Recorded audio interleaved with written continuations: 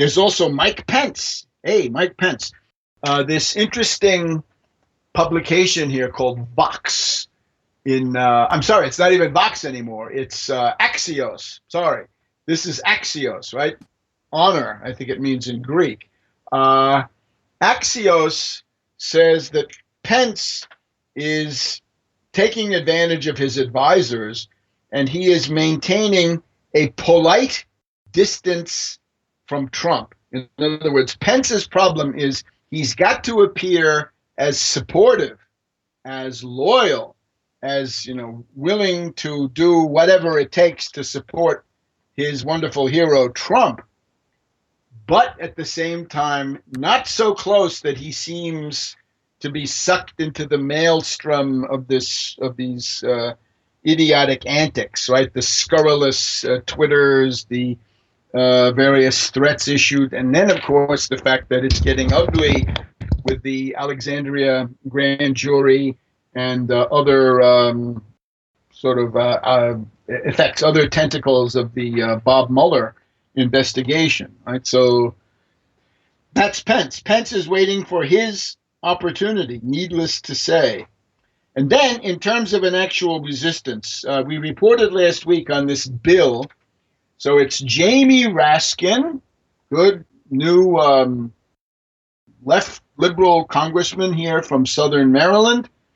And Jamie Raskin has put up this bill saying the 25th Amendment, which provides for a president to be removed from office in case of incapacity, physical or mental, that needs to be implemented in the sense that the constitutional amendment says some other body that Congress may establish can also play a role. It can express an opinion.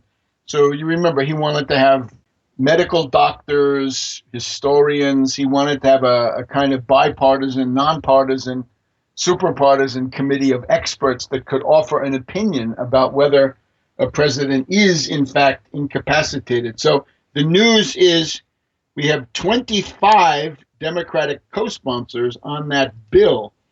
And part of this is because Nancy Pelosi, in her, I think, very dubious tactical capacity, Pelosi is telling the Democratic members of the House, don't promote articles of impeachment, but do something else. So some of them say, this is what we want to do.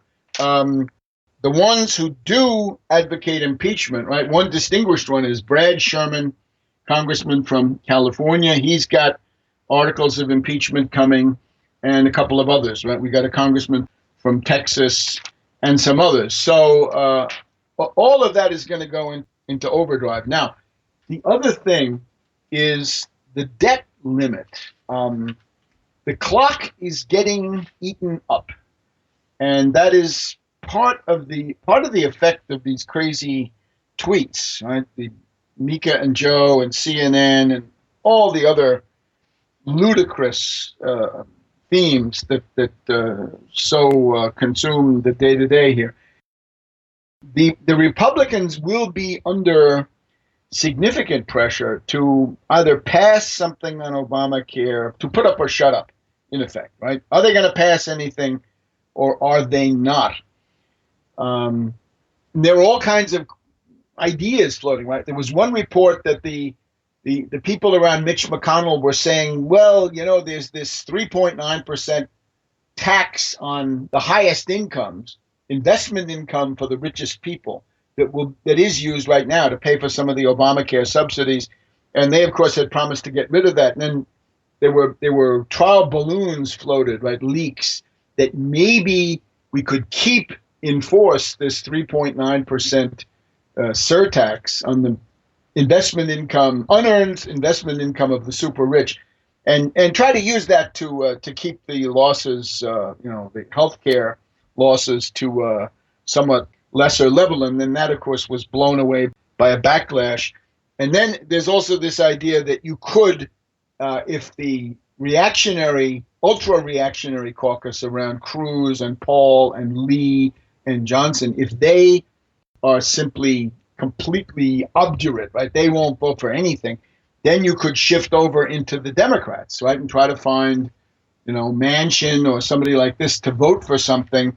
Those ideas are there, although for the moment they have no practical effect. Right? It's still Mitch McConnell trying to do everything with Republicans alone.